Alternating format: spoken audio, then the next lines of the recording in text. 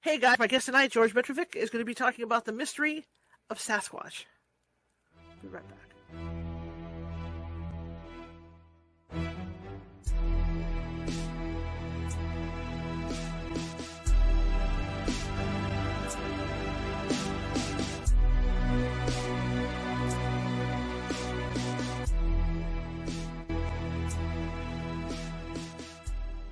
Grab your popcorn and snacks. Find a comfy spot, take a seat or lie down, and let me transport you to a place of fantasy, ghost stories, ancient legends, odd creatures, alien encounters, and other magical topics. You may even decide to join the conversation. From faraway lands to your own backyard, with a small dash of pixie dust, turn out the lights and open your minds. The journey is about to begin. Hey guys, how's everybody doing? Happy Monday. It's the start of a new week, but it's also the start of a new month.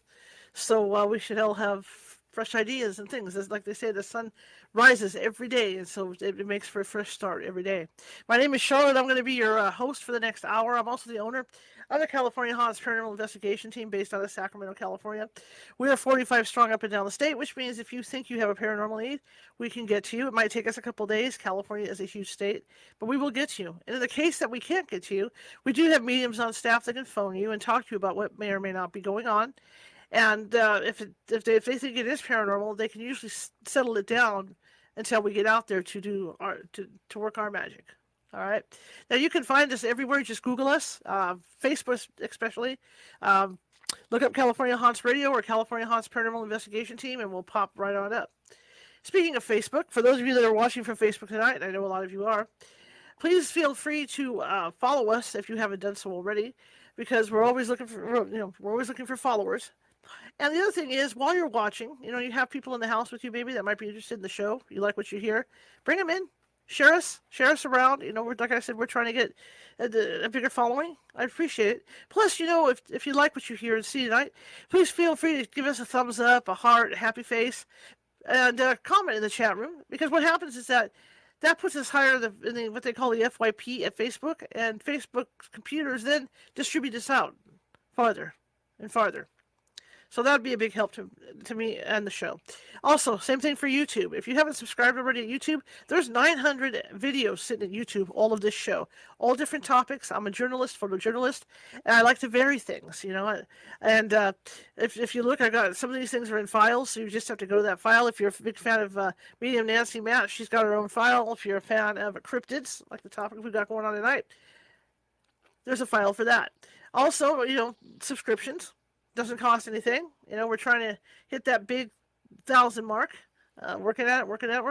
We're inching closer. All right. And, happy face and all that good stuff. If you can do that and then chat in the chat room, that would be great, because YouTube works the same way as Facebook. And the more activity that you guys engage with us and with, the further out they're going to push the show out. Okay. And put it up higher in their standings as well. And that works that way for TikTok. It works that way for Twitch. Almost every social media platform works that way. All right, that being said, my guest tonight, George Mitrovic. Now, I hope I said it right. I'm horrible with names. Everybody knows this.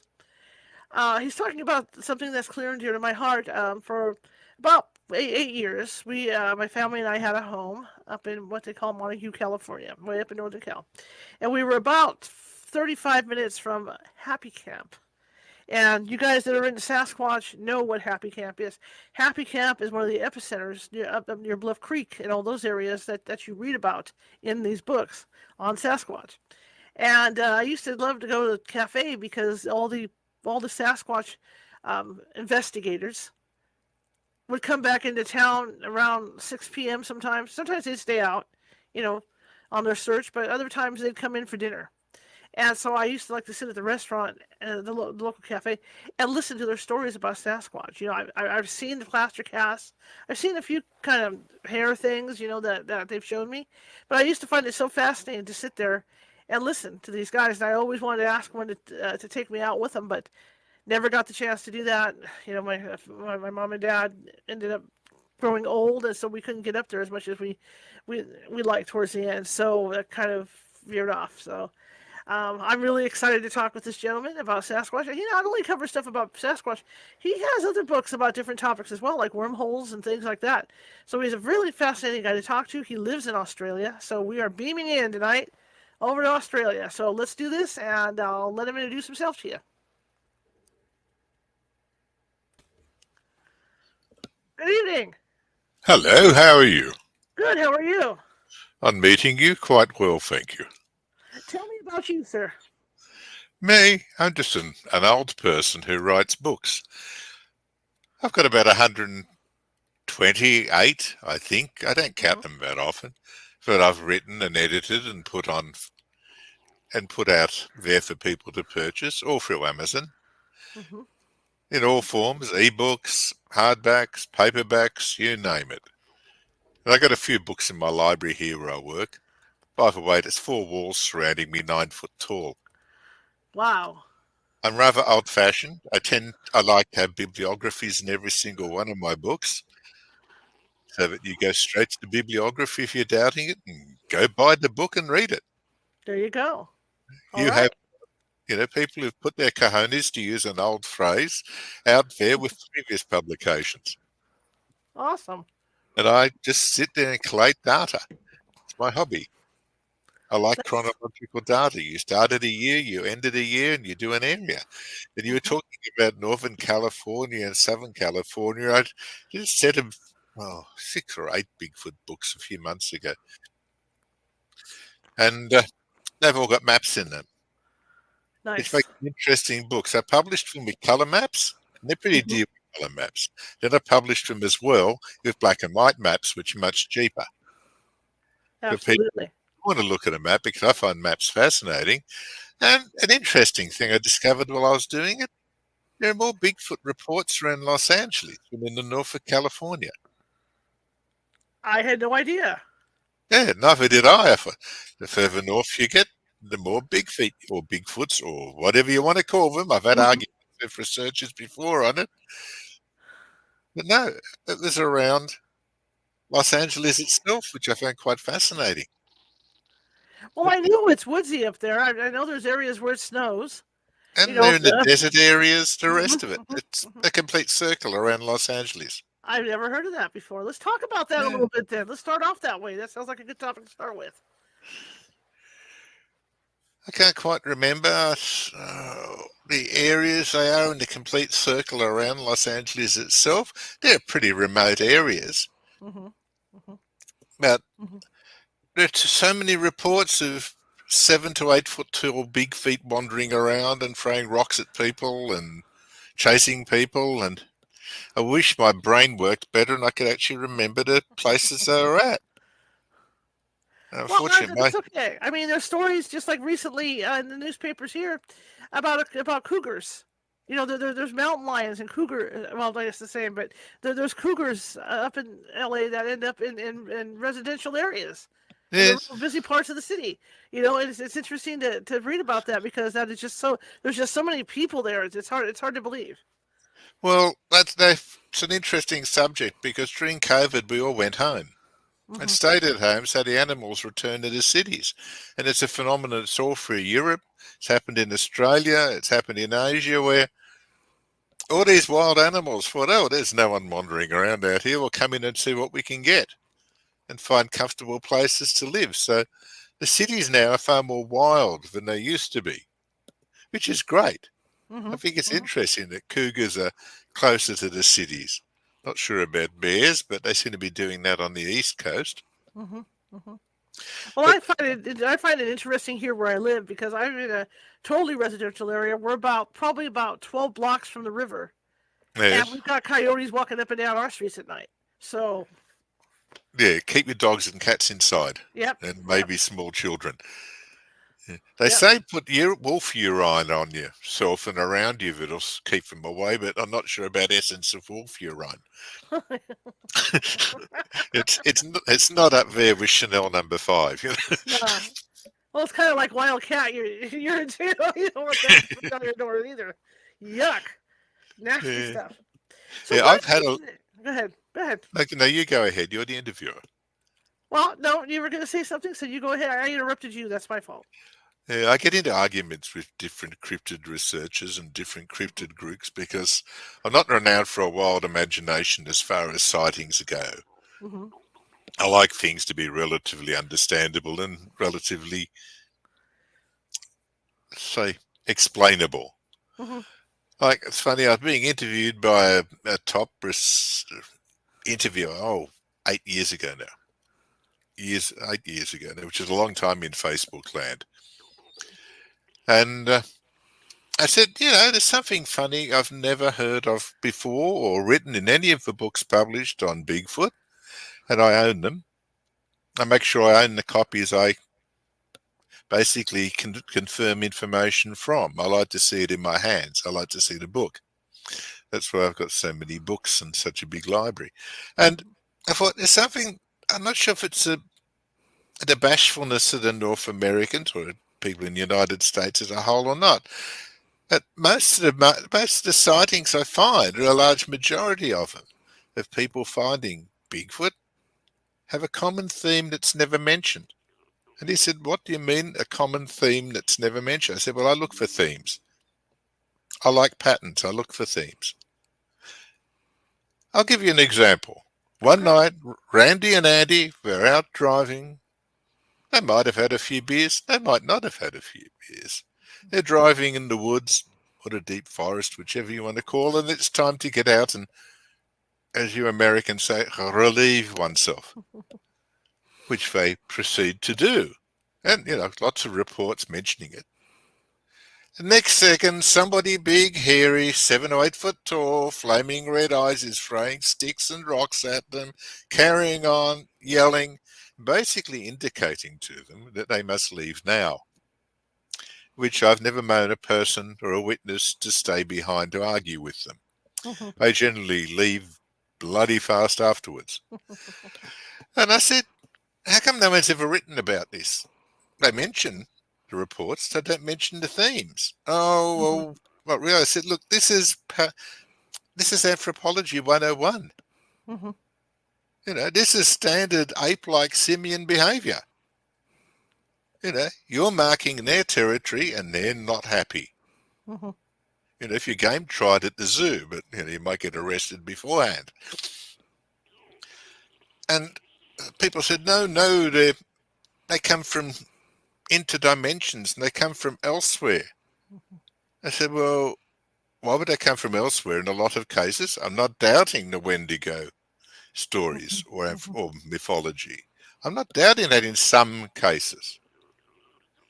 But basically, we've got a large simian with a peaked head, same shape as Gigantopithecus or Gigantopithecus, depending on how you want to translate it or say it, that was found in China that apparently became extinct 600,000 years ago. And he was 8 to 12 foot tall. He or she was 8 to 12 foot tall, covered with hair, carnivore, large canine teeth. So they don't like the fact that I've made Bigfoot normal. Mm-hmm. Somebody that, is smart.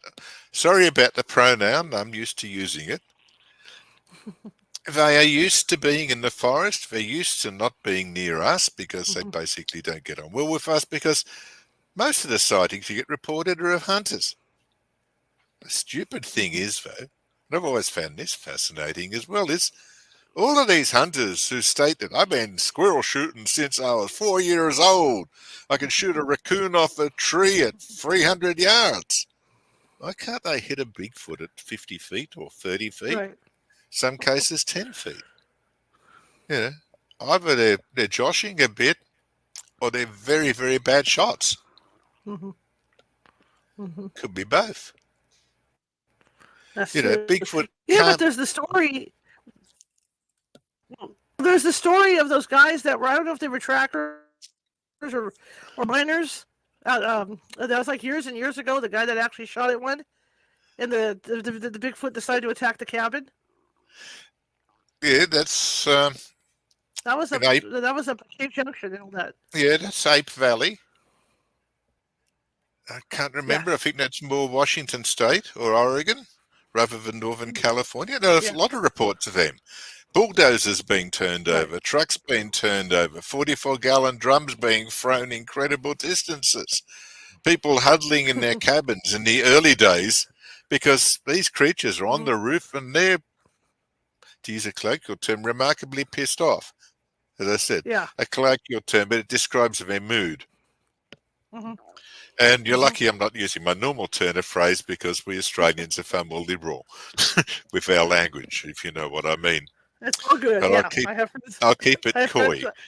I have friends from Australia. Yeah. I got it. The other thing Yes.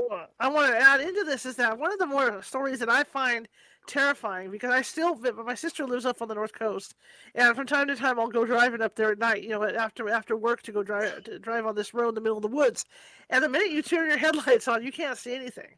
And one of the stories that you can't see anything. And one of the stories that I remember reading years ago was the guy that had pulled over the side of the road to take a nap. And he woke up because he felt his car shaking. And Yeah, he thought not maybe a, it was going. Yeah, he looked up in the rearview mirror and he could see the eyes of that thing glowing as yeah. it was standing there shaking his car. Once again, it's a territorial thing. If I don't like you there, I'll try anything. They don't like Mm-hmm. trucks and cars that much. Mm-hmm. If I don't basically like anything else apart from other big feet. And mind you, we don't see that many big feet, but we do have reports of Papa Bigfoot, Mama Bigfoot, and Bubba Bigfoot, and the occasional teenager in little troops. Mm-hmm. Some of the early reports from the early 20th century mention whole family groups of them living in caverns and caves. And there probably are, because you can't just have one Bigfoot. It's common sense. We could have at least two, Mm-hmm. or we're not going to have any big feet. But the funny thing about big feet, and it gets weird from here, is I've also had a lot of reports of creatures that you would refer to as a Wendigo. Mm-hmm. A creature that when it was shot, it just disappeared.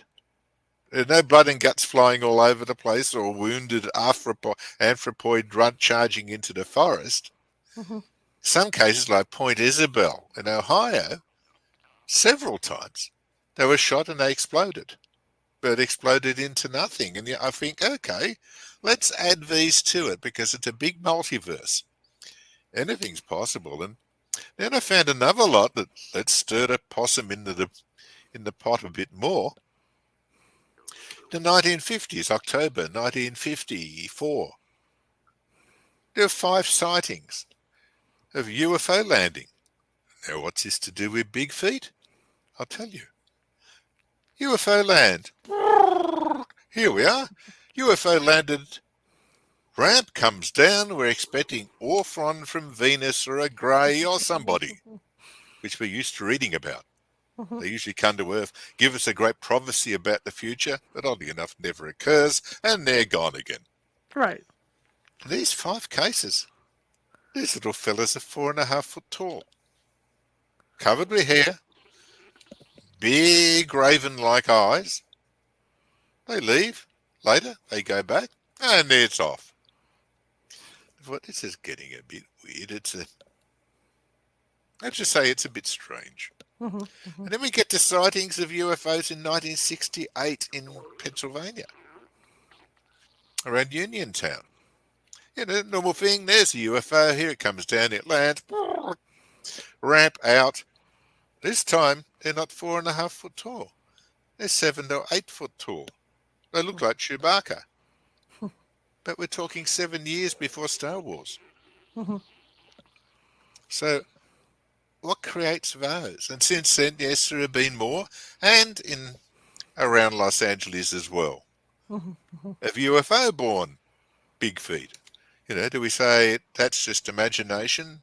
The Wendigo's just imagination, and we stick to the anthropoid ape theory? Mm-hmm. Or do we have to allow for all 3? Or maybe a 4th factor, which is the observer. Mm-hmm. Mm-hmm. How's their brain trying to define what they're seeing? Mm-hmm. See, you kind of landed on a theory that I've been thinking about for a while. About these things coming from UFOs that for years, allegedly, I'm a journalist, so it's allegedly. For Yeah. years, allegedly, people have been abducted for DNA testing. and they're trying to make these hybrids. So my thought has always been they created these big feet, and they realized that they couldn't handle them because they were more primitive than what we are. And that's why we're seeing these in the forest. And you just made it click for me with them coming off the spaceships. That maybe they're just tossing them out, saying, "Hey, we can't handle you. Go live in the forest." Yeah, I did have one report. Where was it? The trouble when you've got so many thousands of pages of data and trying to remember a particular page in it is, forget it. I'm nearly 70. I'm lucky if I remember what I was doing this morning. Me too. Yeah. And it's nice to meet you, Charlotte. We might start now. Yeah, nice to meet you. Sorry.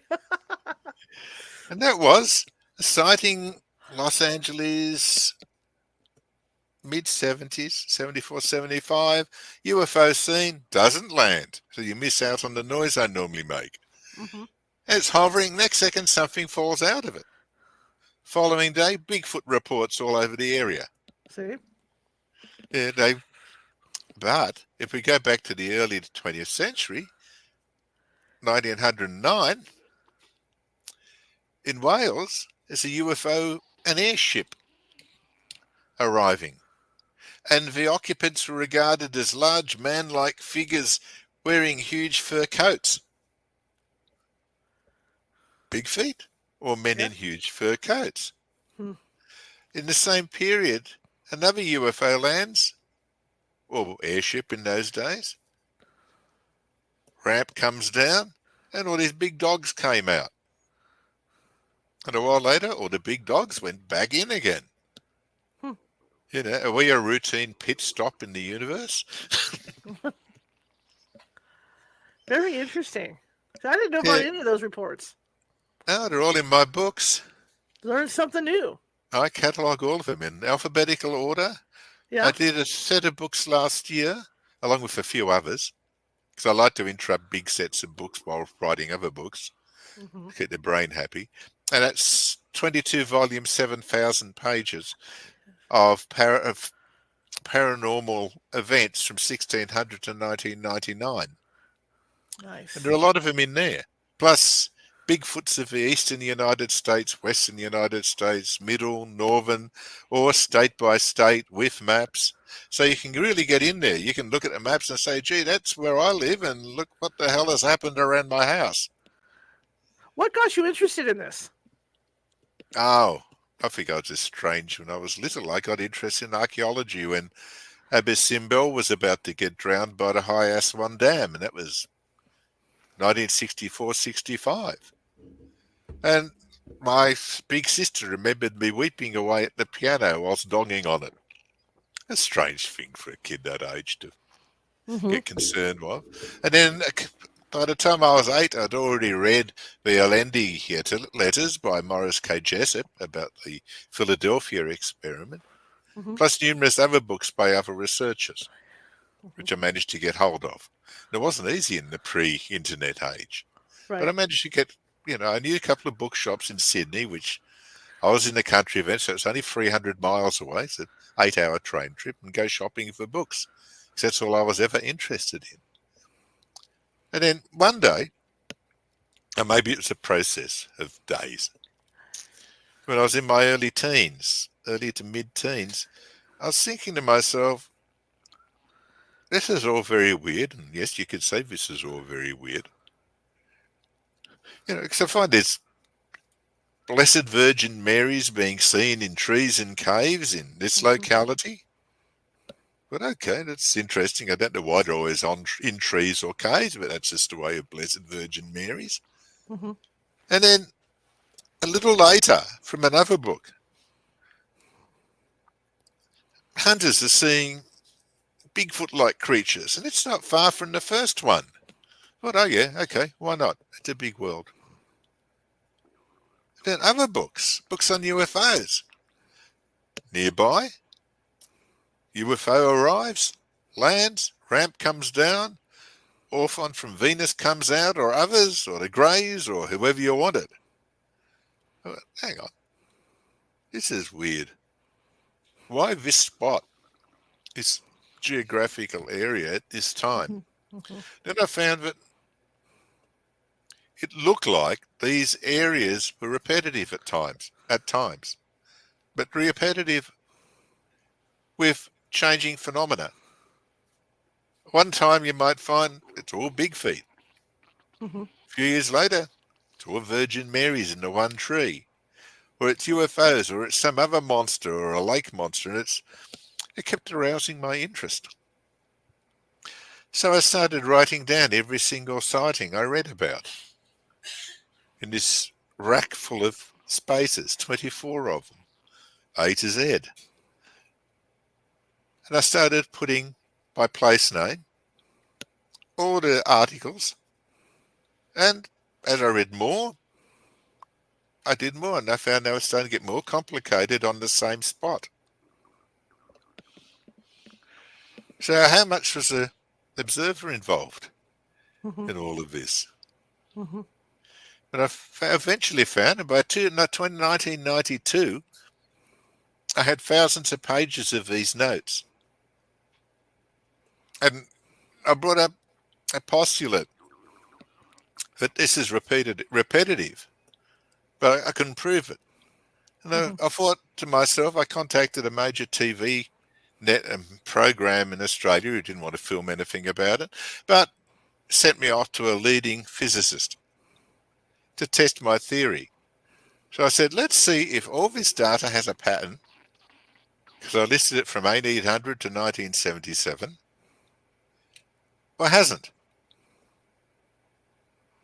If it hasn't, yeah, it's all just imagination, schizophrenia, drug-induced psychosis, you name it. Mhm. Mhm. But if it's got a pattern, then we're getting really very, very strange, Mhm. because it's not supposed to.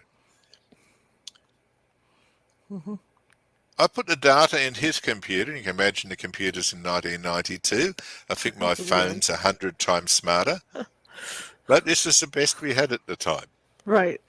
And after 3 months, and he did a reverse exponential projection of all of the data, we discovered they had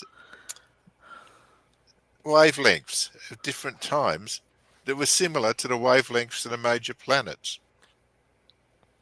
Now that's something you're not supposed to discover from all this data that's not meant to be anything. Mhm. So are these sightings created or influenced by the different wavelengths of the planets interacting with each other?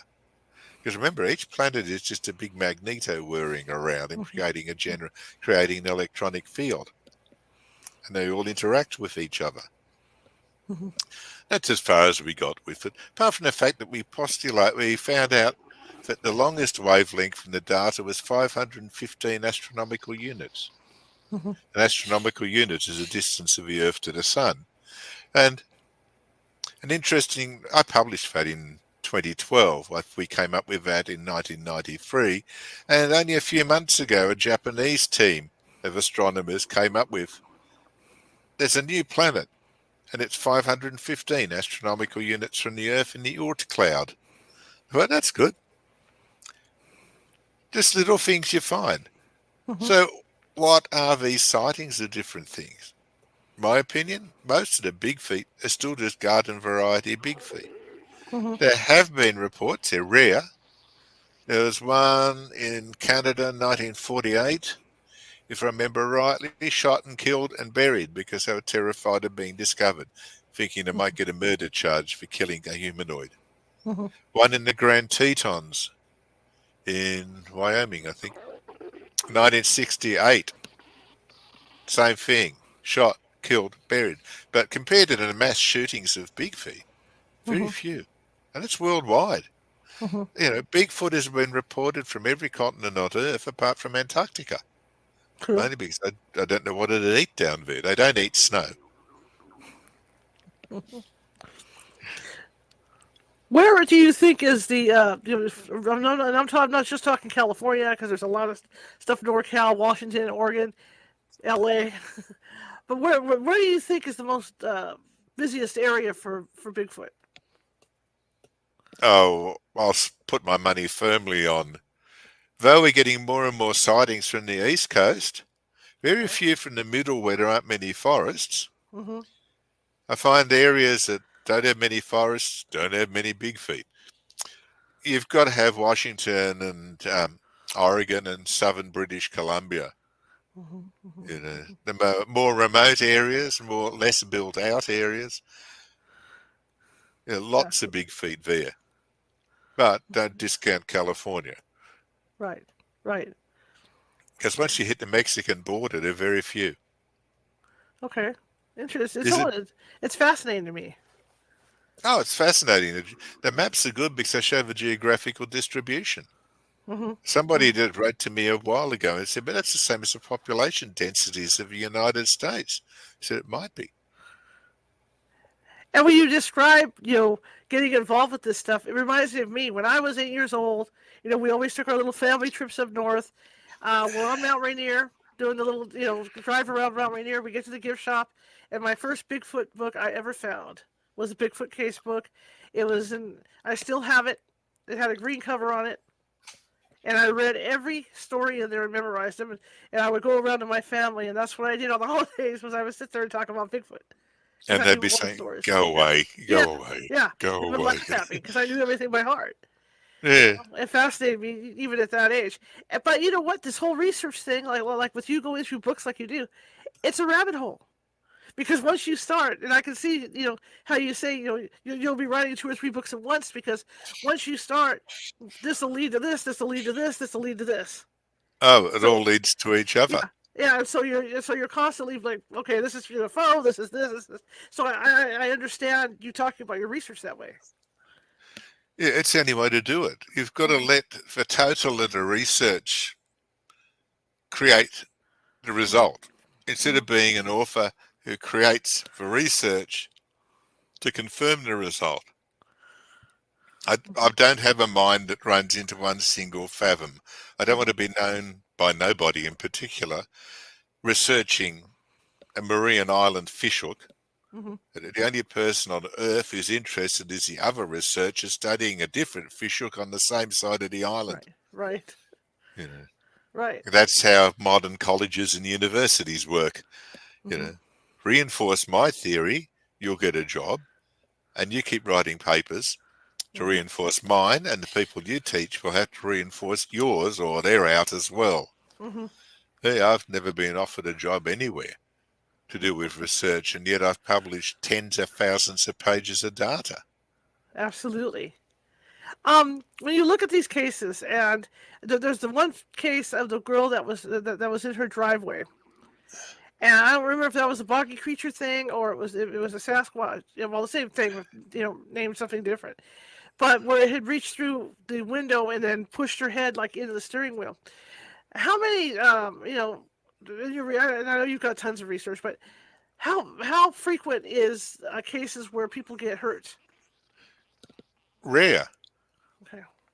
rare. They tend to leave first, or it's very rare they come into it, but I suppose occasionally you get one that's just got a crappy mindset. Mhm. The oldest one was, oldest Bigfoot attack was about 18, one of them, Mhm. 1860s. Oh, God, I wish I could remember place names. 1860s, a young couple out on on a horse dray, and a Bigfoot charges out of the forest and attacks both of them. You Mhm. get it. You get things like that. Mhm. You know, Mhm. my it's pointless me even keeping my data set open because it takes 7 minutes to get anything from it. It's so big, Mhm. and I've got a huge multiple terabyte computer, Right. and it still takes that long to go through tens of thousands of pages. And I just wish sometimes I could remember these places just off the top of my head. But no, they continue. You've got ones where people have been grabbed. It's a Mhm. Mhm. Dutch surname. One in the early 50s, West Coast. Girl and mother, or young woman and mother actually, Mhm. driving along, window open, stopped for a moment for something, and a Bigfoot attacked the girl and hurt her neck. Mhm. Van Cleveland found something like that. Mhm. Mhm. Yeah, they all just merge together. That's a problem. Yeah. Well, the other one that comes to mind too was Albert Ostman, the trapper, the one that got kidnapped in a sleeping bag. Yes, yes, that was 1906, I think. Yeah. And And there was one shortly after as well that was kidnapped as well, an Amerindian, if I can still use that phrase, American yes. Indian person. Um, he died of his injuries. Hmm. That was in southern Alaska near a fish cannery town, Portlock. Hmm. Portlock doesn't exist anymore. That area, they eventually abandoned the town in 1906, 1908, a bit around then, because of the Bigfoot attacks. Hmm. As soon as they get nastier as you head north, Hmm. there might be less food up there, but the Alaskan sightings are a world of their own. Hmm. These things are vicious. Hmm. And even the Native Americans refer to them as, we don't want them anywhere near us because they're nasty. And not even saying anything interdimensional or spiritual about it. They just don't like the big old men, the big hairy Hmm. men. Hmm. Oddly enough, in Australia, they're called big hairy men by the indigenous people of Australia as well. Australians know how to phrase stuff to just get to the point. That's the beautiful part of it. Yeah, there's no subtlety. This is a big hairy man, and they've got smaller versions, which are little hairy man, all translated into the local dialect. Yeah, that's fascinating to me. And for what it's Yeah. worth, maybe I'll make brownie points. I am on my 6th Australian Kelpie. I love the dogs. Oh, they're beautiful dogs. They're They're really lovely. cool. Yeah, I'm They're on number very 6. smart, Yep. very Yep. cheeky, Yep. Big very sly. personalities. Big Yeah, personalities. yeah. Um. Kelpies are wonderful. Yes. I just wanted to say that. I just love them. It's just so fascinating the research that you do because, like you say, you're pouring over thousands and thousands and thousands of these books. Looking through. How hard is it for you to find a common, link to all these sightings? Is it really difficult with all the I research you're had to doing? create it myself Okay. by listing it, by comparing it, by looking by time and space, basically. Uh huh. I don't list the phenomena by phenomena.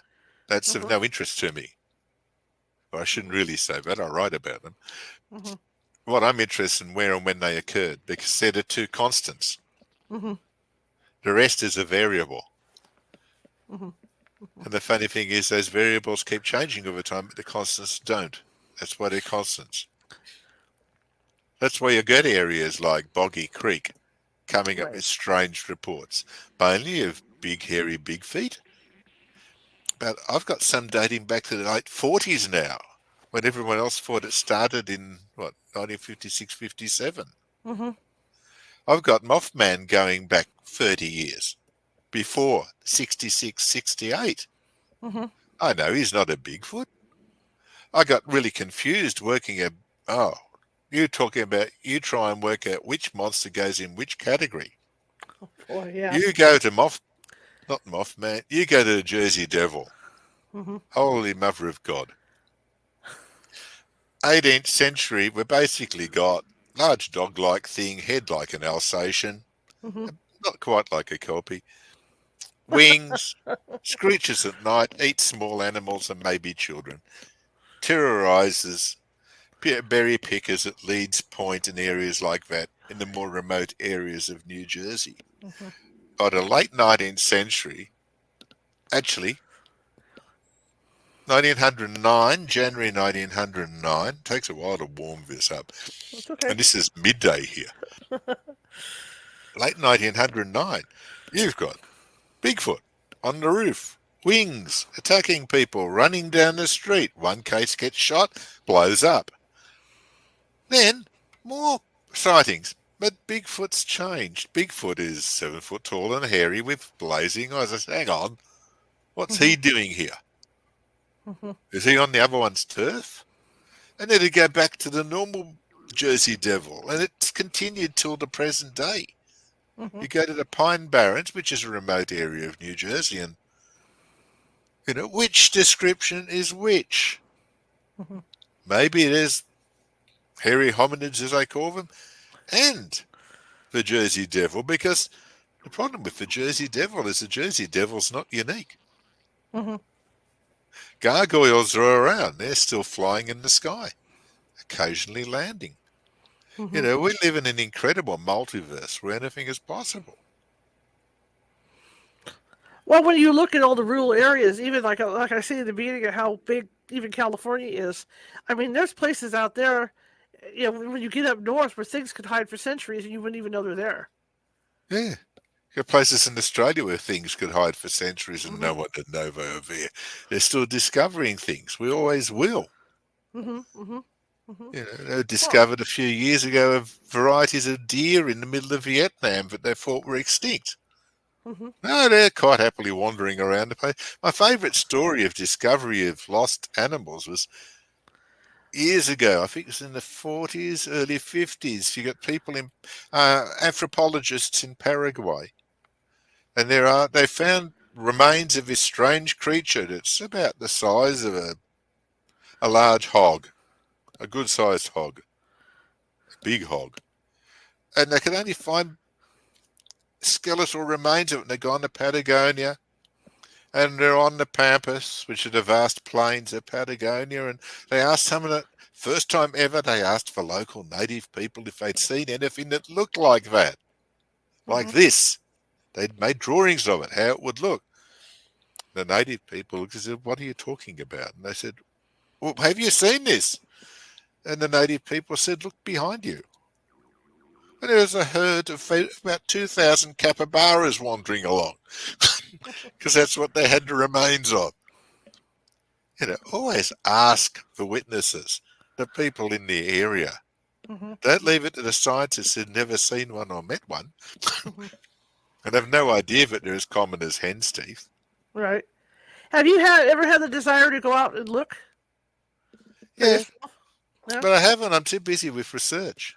Right. See, there are two types of people. The people who go out, that's a Hmm. single person or his mate, who inadvertently find it whilst having a whittle in the bush, Hmm. occasionally, whilst they're, I like to use the story of it, Andy and not, Hmm. well, maybe, and no, not in that case. Andy and Cheryl are studying for their SATs in the back of a car in the middle of the forest.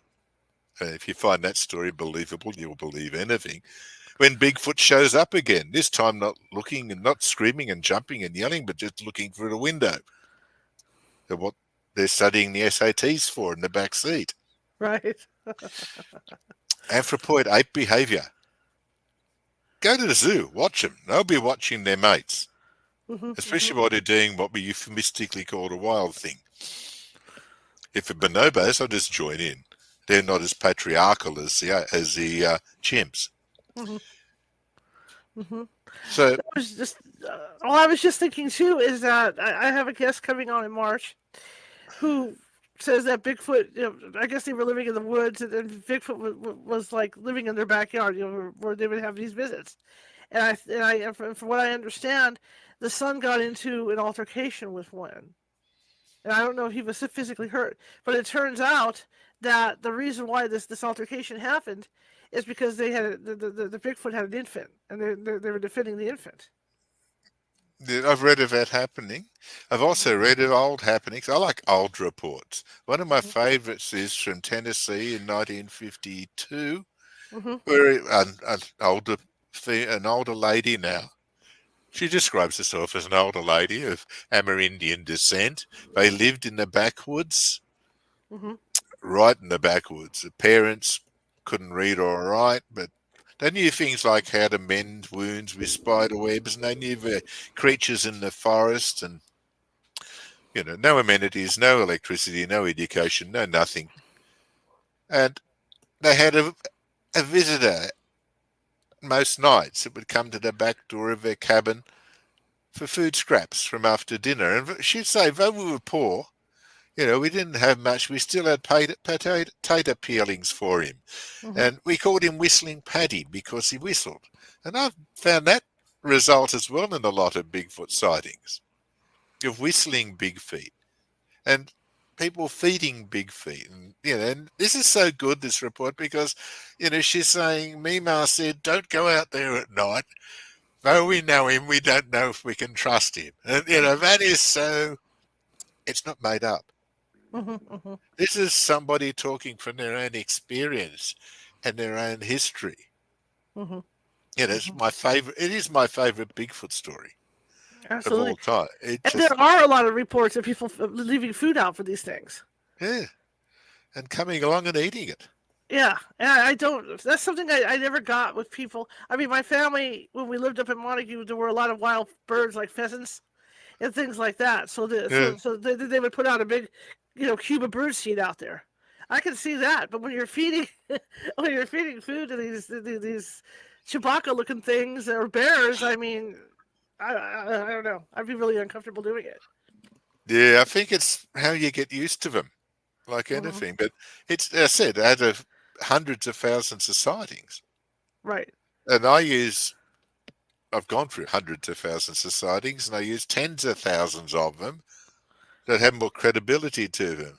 I can't just have, you know, Clem goes down into the Virginia scrub and he sees Bigfoot. He runs back. I saw a Bigfoot, and everyone says, Hmm. "You just got drunk again." Clem you know, Right. go away. Let's get a bit more detail. Let's try and find footprints. Let's try and find out who's here. Let's find out who else has noticed it. Hmm. Hmm. Independent witnesses, Hmm. physical proof. These are the important things, Right. if you can get them. Right. But overall, how much data has the same theme? Hmm. Themes Hmm. can't be made up. That's where my job is as a researcher. Hmm. Find these themes to help validate the arguments. Whereas Clem, who sees one night only in the bush Right. and comes back running, is the independent witness. Hmm. Hmm. Then And I if a was. book's in a Go ahead. stage where it can be published, Right. that researcher, as I said before, has put their cojones on the line Hmm. because it's not easy to do. And it takes a lot of courage to do it, or you're going to be laughed down by everyone in the street. Hmm. Hmm. Which reminds me of a question I have for you. Have you heard these guys that have allegedly recorded the voices of Bigfoot? I've heard of them. A Hmm. few weeks ago, somebody was talking to me on air, Hmm. but I won't mention the other program, and they stated that they gave me a sighting in the United States where I believe a person had managed to train a Bigfoot to speak some form of communicable language to them, Hmm. and they taped it. I still haven't found it. That doesn't mean through lack of wanting, but I've got so much to do. Hmm. It'd be fascinating if it were, but Hmm. you've got to look at what sort of structure does their epiglottis have? What sort of Hmm. structure is their throat structure? Hmm. I try and teach my cat to say hello. It's never learnt to say hello. And I say hello to it every morning. Hmm. Well, I could probably get you copies of those. I have files on those That particular one would be good if on you my remember it, laptop. Yeah, yeah. The because ones it's up only in. pretty recent. Yep, yep. Because normally you hear of whistling, tree thumping, tree banging, and that's a common mention, Right. a common, oh God, denominator Hmm. for for sightings, even in Australia, in Asia, the Hmm. tree banging, nest building, Hmm. whistling, Hmm. howling, and the ubiquitous screaming like a woman being murdered, which Right. I've heard so many times in research. I've seen a man being murdered, but it's always a woman being murdered. Hmm. Maybe it's a higher pitch, I'm not sure. What's interesting is the Sierra Sounds, which are from Northern California. They're out of Sonora, and those Sasquatch sound like they're speaking Asian. Yeah, you It do sounds, get that. it sounds like an Asian dialect. There's another gentleman up in Oregon who's been recording them, and his allegedly, I'm going to say allegedly, right? Yeah, we His have to say allegedly. yes, his Yes. allegedly sound like human speech. Yeah. I still like this. It's like when people give me sightings of. I mean, I write on archaeology as well. It's Right. one of my favourite subjects, and controversial archaeology, which I Hmm. like. Hmm. And every now and again, see strange artifacts come up. And my first question to people is, "Have you got picture of the excavation?"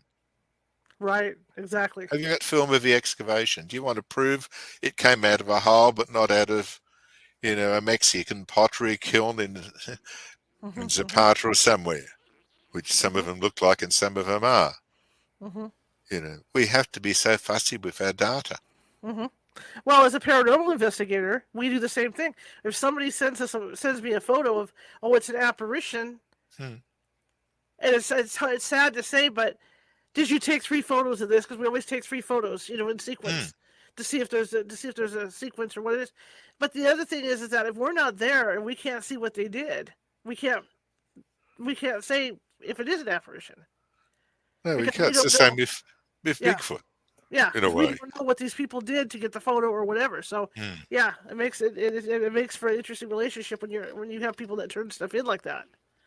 That's why research like what I'm doing to find Hmm. patterns Hmm. will probably be the only way we'll ever acknowledge if a Bigfoot exists. Because as Hmm. soon as you do a photo or a film, Hmm. like the Patterson Giblin film, Hmm. 1964, 66, I think, Right, right.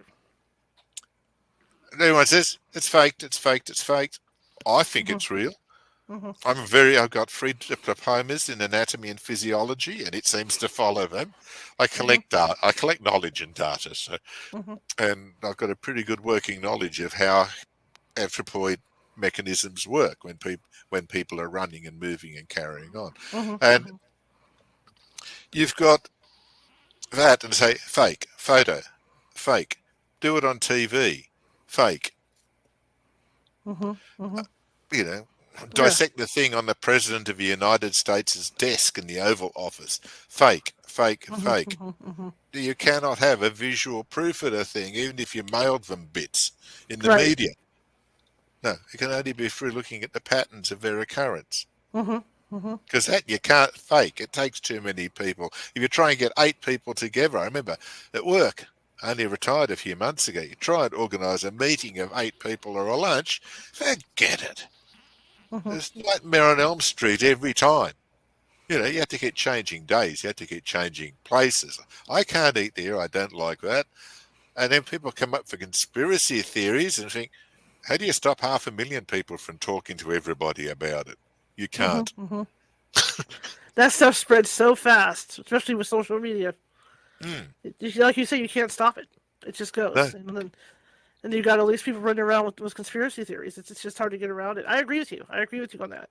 As a ghost hunter, I see that stuff all the time. People sending me photos, and then they're upset because they see it, but I don't see it, or and I you're see it. wrong. You're a fraud. You don't know what you're Right, talking about. right, exactly. Yeah, Yeah. I yeah. photographed the reflection in the mirror that was in the second room along the hallway, but I refused to admit it. Ever inadvertently or on purpose. Right, right. It happens. That stuff Yeah, it happens. happens. It happens. And the So same what's with next? Bigfoot. So There's a what's, go ahead. there's a particular mechanism in the human brain. It has got a name now. When Right. I first started researching it, it didn't have a name. That is, if people find an incomprehensible phenomena, their Mhm. brain will translate it for them Mhm. so that they Mhm. don't go stark raving mad. So you get devout Catholics. Try Eastern Europe for UFO sightings. Virgin Mary's Muniapaka Sticker. Mhm. Mhm. Devout Catholic populations. Hunters. Yes, big feet. You name it.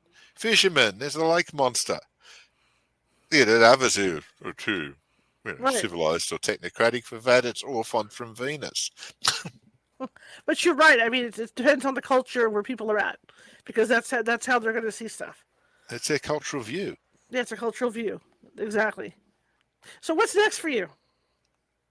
Oh, I'm going to tell you when What Next is on. I've been working on it for 7 months, Mhm. and people are going to get really pissed off by it. It's big.